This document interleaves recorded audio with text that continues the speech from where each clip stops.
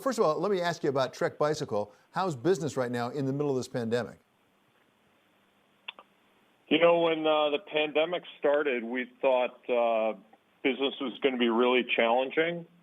And a couple weeks into the pandemic, consumers found out that the bicycle was a really simple solution to getting outside, to transportation, and to a number of other things. And so business has been booming ever since. So it's really caught us by surprise, but it's been a good one for us. There are reports here on the East Coast that we may actually have a shortage of bicycles because everybody's trying to buy a bicycle. Is that possible? I mean, are you having any trouble getting materials and getting your manufacturing going? You know, there definitely is a shortage of bikes. You know, I've been in the bike business for 37 years, and I've never seen anything like it. We've seen a surge in demand.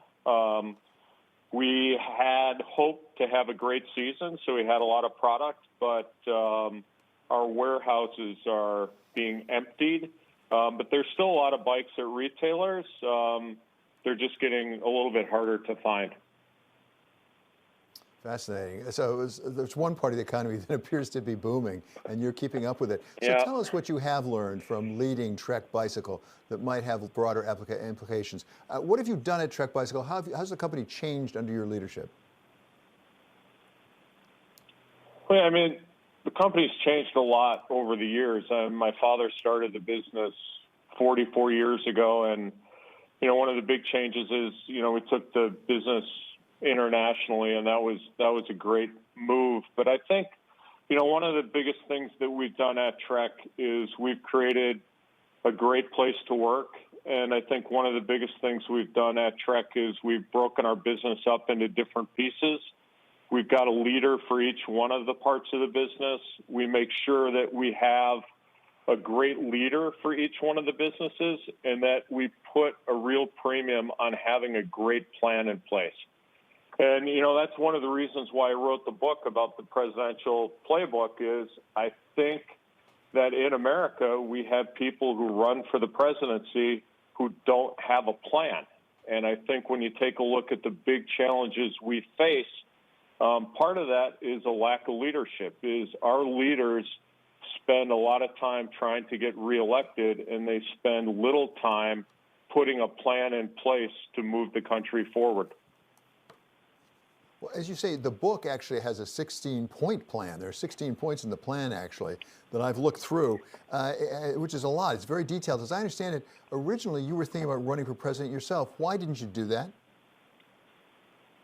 You know, I was really disappointed.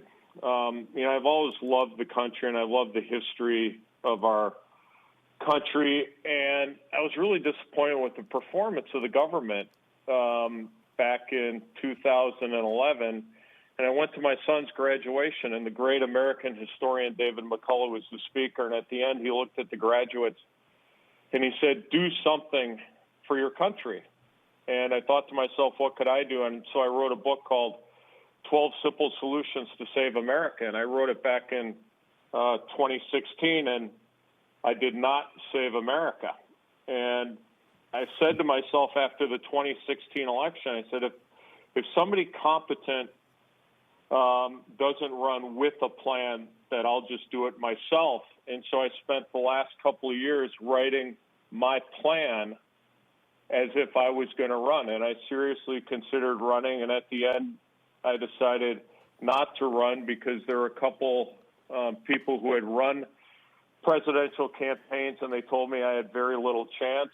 And I thought what I really wanted to do was educate the American people. So I decided to take the exact plan that I was going to use if I was going to run, and I put it into a book, and I really want to educate the American people. And so I put that book out. You can go to Presidential Playbook, download it for free, because I just want to educate Americans, or you can get it at Amazon.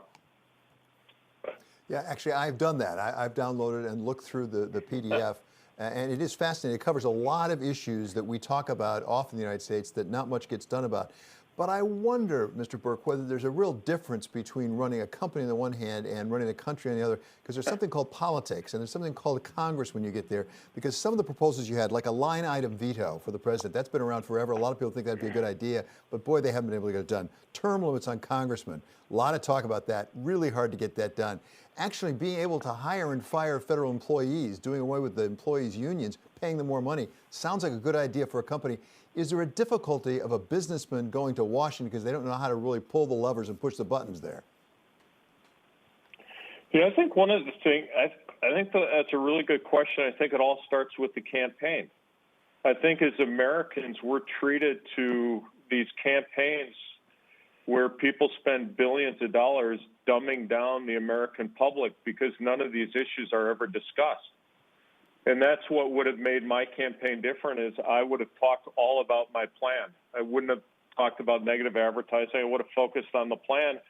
And I don't think that the vast majority of American people have any knowledge as to these critical issues that are facing us. And I think one of the things that we're learning, especially through COVID-19, is good government matters. And I think having a plan matters. And I think if you want to take these issues on, and I have 16 of them, but if you want to take on climate control, if you want to take on high-performance government, if you want to have a better foreign policy, if you want to rebuild America through a better transportation system, I really believe it can happen. But I think you've got to go out there and you got to talk to the American public like they're adults. You got to talk about what the real issues are, and you got to ask for the order. And I don't think anybody ever does that. I think it's turned into reality TV for campaigns, and then all of a sudden when somebody's elected, they're like, what's next? And in my situation, I wrote a book, and in that book, it's a complete plan. I think what we need from a president is, especially at this time, is I think we need an activist. And I lay that out in the book, just some really great ideas on things we can do to turn this country around.